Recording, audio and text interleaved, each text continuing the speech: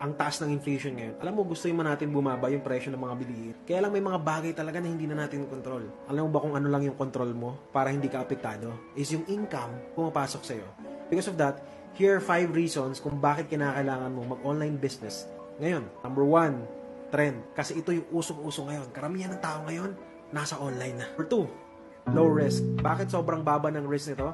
Kasi sobrang minimal lang ng kapital na kailangan mo. Mga ilang libo lang makakapagsimula ka na. Number 3, low maintenance. Bakit sobrang baba ng maintenance? Wala kang babayarang empleyado, wala kang babayaran na sobrang taas ng overhead expenses, wala kang babayaran sa renta.